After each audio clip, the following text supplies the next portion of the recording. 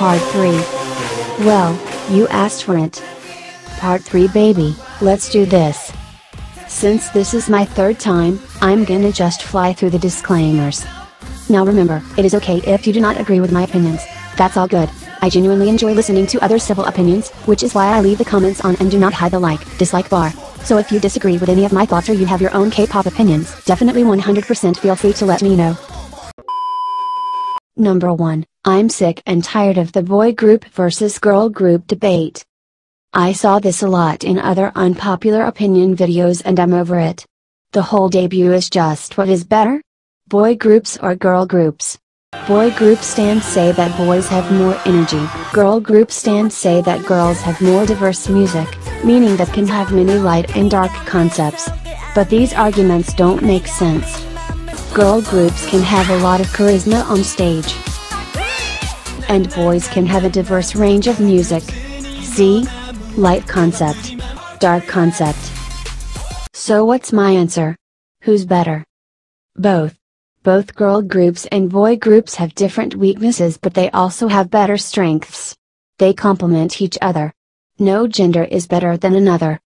If you look at the groups I stan, I do lean more towards girl groups than boy groups but that's not because I hate boy groups. It just means that I happen to prefer girl groups. I am not saying girl groups are superior. I'm just saying I happen to listen to them more. You can go and stan whatever groups you want, just don't be disrespectful. It's that easy. Don't force anyone to stan groups they don't want to. Girl groups and boy groups are equal in my eyes.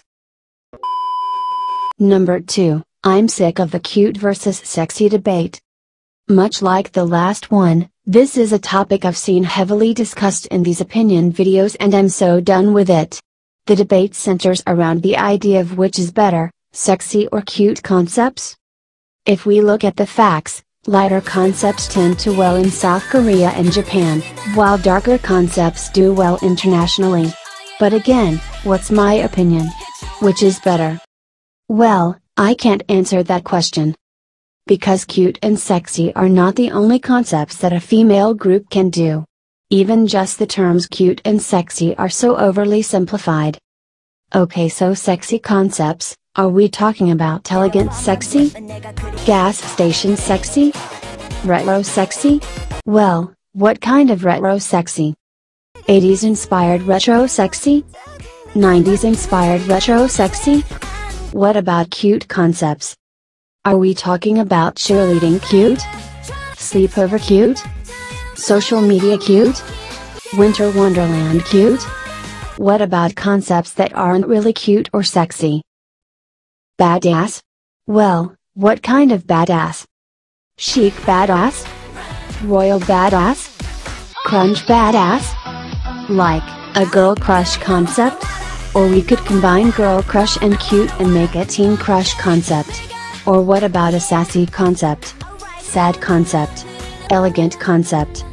You get the point. Female concepts don't start and end at the overly simplified cute and sexy. Y'all wanna know what my favorite concept is? Sci-fi. Put a lady in space and I'll give you all my money. Number 3, I am over international fans demanding for K-pop idols to stop doing eccho. If you don't know what it is, this is the definition of eccho.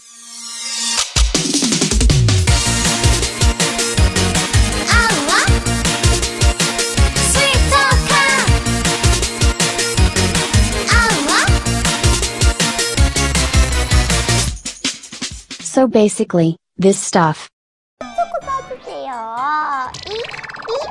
I have noticed that female idols have been targeted a lot in these opinion videos as some international fans claim they need to act like grown women. I find that last statement extremely rude. Ego isn't just this funny little thing that TV hosts make idols do on variety shows of fun. Ego itself is ingrained within the modern South Korea culture. In fact, many South Koreans are surprised to hear that ladies don't act cute in non-Asian cultures.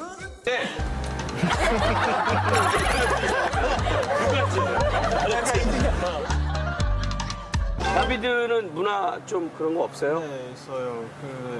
한국에서 커플 사귈 때 여자들은 아이처럼 연기해요. 예를 들면 네, 맞아. 우리나라에서 이렇게 하면 좀 이상한 사람 돼요. 그래서 좀 왜 이렇게 해요? 여자가 애교 부리고 그러면은. 네. 러시아도 애교 같은 게 애교 없어요? 없어요. 미국도 없어요? 네, 없어요. 애교 없어요, 아예? 한번 해보세요, 안나 애교. 한국식 애교. 그럼 한번 해보세요. 오빠, 이거 오빠.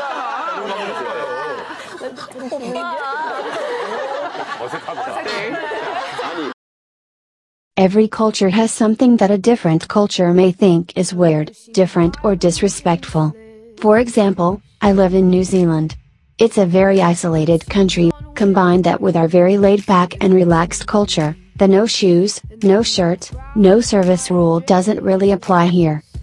Not everybody does it, but it is not uncommon to see people walking around these facilities with no shoes on. Walking down the street, around town, in the supermarket, and I've even seen it a bit at big shopping centers. It's just a part of our Kiwi culture. However, I would find it extremely rude if someone who has never been to New Zealand, doesn't know about Kiwi culture, doesn't know how to speak Kiwi, New Zealand English, only knows us due to some music we produced, is to make online content demanding that Kiwis must wear shoes while outside at all times.